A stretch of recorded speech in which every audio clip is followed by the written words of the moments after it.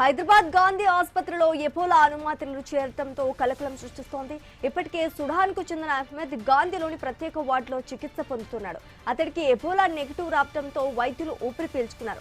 గాంధీ వైద్యులకు పూణే జాతీయ virology lab నుంచి నివేదిక అందింది.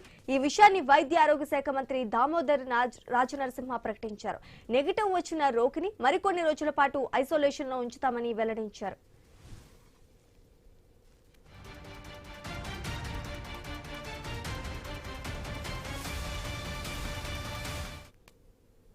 సుడాన్ కే చెందిన మరో వ్యక్తి అబ్దుల్ రజీమ్ మహ్మద్ ఎబోలా లక్షణాలతో నిన్న ఆసుపత్రిలో చేరారు. ఆ వ్యక్తి నుంచి శాంపుల్ సేకరించామని వైద్యులు తెలిపారు. ప్రస్తుత పరిస్థితుల్లో ఆఫ్రికా దేశాల నుంచి వచ్చిన వారు ఎలాంటి లక్షణాలు లేకున్నప్పటికీ కొన్ని రోజుల పాటు ఐసోలేషన్ లో ఉండటం మంచిదని నిపుణులు సూచిస్తున్నారు.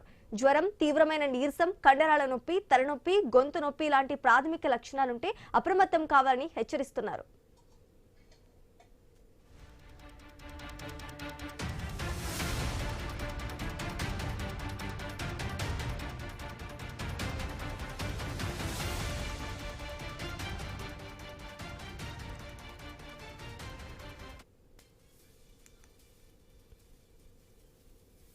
రెండో దశలో వాంతులు, రక్తంతో కూడిన విరోచనాలు, కడుపు నొప్పి, చర్మంపై దద్దుర్లు ఉండటం లాంటి లక్షణాలు కనిపిస్తే ఎలాంటి నిర్లక్ష్యం చేయకుండా వైద్యులను సంప్రదించాలని సూచిస్తున్నారు. ఎబోలా గాలి ద్వారా వ్యాపించదు, శరీర ద్రవాల నుంచి ఇతరులకు సోకుతోంది. కాబట్టి రోగితో ఉన్న వారికి ప్రమాదం ఎక్కువని ఎబోలా నోడల్ అధికారి డాక్టర్ సునీల్ కుమార్ తెలిపారు. ఇక ఇదే అంశానికి సంబంధించి మరింత సమాచారం మా ప్రతినిధి రత్నకుమార్ అందిస్తారు. రత్నకుమార్.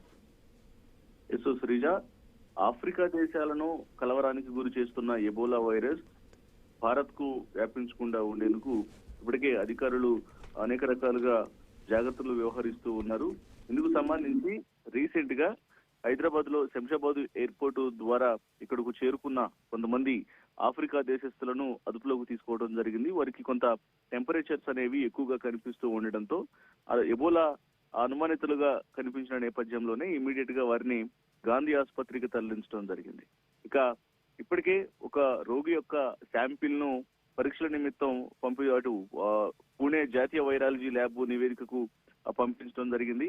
అక్కడ రిపోర్టు వచ్చిన అనంతరం అతనికి నెగిటివ్ వచ్చినట్లు తెలియజేసిన నేపథ్యంలోనే కొంత వైద్యులు ఊపిరి పీల్చుకున్నారు. ఈ విషయాన్ని వైద్య ఆరోగ్య శాఖ మంత్రి దామోదర్ రాజనరసింహ ప్రకటించారు. అయినప్పటికీ ఆ రోగికి ఎబోలా నెగిటివ్ వచ్చినప్పటికీ కూడా మరికొన్ని రోజుల పాటు ఐసోలేషన్ లో ఉంచుతామని వెల్లడించడం జరిగింది.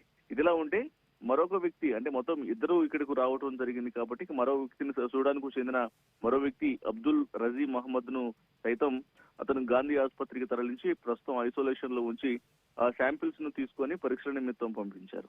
అతని ఏదైతే రిపోర్ట్స్ వచ్చిన అనంతరం దానికి సంబంధించి ఒకవేళ నెగిటివ్ వచ్చినట్లయితే ఖచ్చితంగా మరికొన్ని రోజుల పాటు ఐసోలేషన్ లో ఉంచేటువంటి అవకాశాలు అయితే ఉన్నాయి. అయితే ఈ లక్షణాలకు సంబంధించి కూడా అధికారులు కొన్ని కీలక సూచనలు చేస్తూ ఉన్నారు. జ్వరం, తీవ్రమైన నీరసం, కండరాల నొప్పి, తలనొప్పి, గొంతు నొప్పి లాంటి ప్రాథమిక లక్షణాలు అంటే ఇమ్మీడియట్ గా అప్రమత్తం కావాలి. వైద్యులను కలిసి ట్రీట్మెంట్ ఇమ్మీడియట్ గా దానికి సంబంధించి చికిత్స తీసుకోవాలనేటువంటి విషయాలను కూడా తెలియజేస్తూ ఉన్నారు.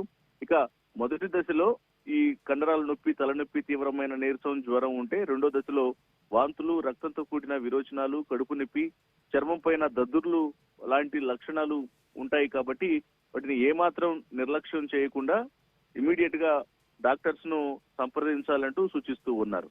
అయితే ఎబోలా అనేది గతంలో మనం కరోనా వైరస్ అనేది గాలి ద్వారా ఏ రకంగా అయితే స్ప్రెడ్ అయిందో ఆ రకంగా ఇది గాలి ద్వారా వ్యాప్తి చెందదు, కేవలం శరీర ద్రవాల నుంచి ఇతరులకు సోకుతుందనేటువంటి విషయాన్ని తెలియజేస్తూ ఉన్నారు. కాబట్టి రోగితో ఉన్న వారికి ఎక్కువ ప్రమాదం ఉంటుంది కాబట్టి కొంత జాగ్రత్తలు తీసుకోవాల్సినటువంటి అవసరం ఉందంటూ వైద్యులు తెలియజేస్తూ ఉన్నారు. శ్రీజ.